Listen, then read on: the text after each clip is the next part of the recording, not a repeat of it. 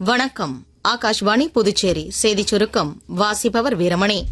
பாதுகாப்பு நிதி மற்றும் பொருளாதாரம் மூலம் நிதி ஆலோசனை, பணம் செலுத்துதல், தணிக்கை மற்றும் கணக்கியல் ஆகியவற்றை கருப்பொருளாக கொண்ட கட்டுப்பாட்டு நிபுணர்கள் மாநாடு 2025 இன்று புதுடெல்லியில் தொடங்க உள்ளது. 3 நாட்கள் நடைபெறும் இம்மாநாட்டினை மத்திய பாதுகாப்புத்துறை அமைச்சர் திரு ராஜ்நாத் சிங் இன்று தொடக்கி வைக்க உள்ளார்.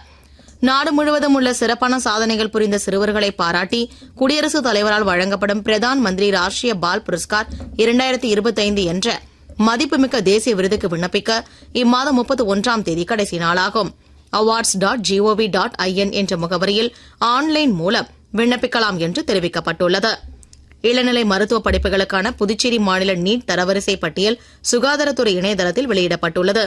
இதில் ஏதேனும் ஆட்சேபனை இருந்தால் வருகிற 15ஆம் தேதிக்குள் தெரிவிக்கலாம் என்று சுகாதாரத்துறை இயக்குநர் திரு செவ்வேல் தெரிவித்துள்ளார். மேற்கு திசை காற்றின் வேக மாறுபாடு காரணமாக இன்று தமிழ்நாட்டின் ஓரிரு இடங்களிலும் புதுச்சேரி மற்றும் காரைக்கால் பகுதிகளிலும் லேசானது முதல் மிதமான மழை பெய்யக்கூடும் என்றும் ஓரிரு இடங்களில் பலத்த தரைக்காற்று மணிக்கு 40 முதல் 50 கிலோமீட்டர் வேகத்தில் வீசக்கூடும் என சென்னை வானிலை ஆய்வு மையம் தெரிவித்துள்ளது.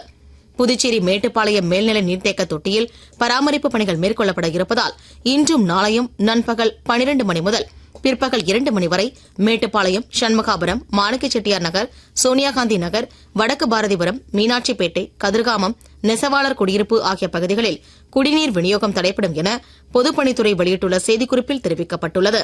பெய்ஜிங்கில் நடைபெற்று வரும் ஆசிய பாரா வில்வித்தை சாம்பியன்ஷிப் போட்டியில் ஹர்வீந்தர் சிங் 2 தங்கப் பதக்கங்களை வென்றதன் மூலம் இந்தியா பதக்கப்பட்டியலில் 2ஆம் இடம் பிடித்துள்ளது. முதலிடத்தில் சீனா உள்ளது. இப்போட்டியில் இந்தியா 3 தங்கம், 3 வெள்ளி, 3 வெண்கலம் வென்றுள்ளது குறிப்பிடத்தக்கது. இத்துடன் இந்த செய்திச் சுருக்கம் நிறைவு பெறுகிறது.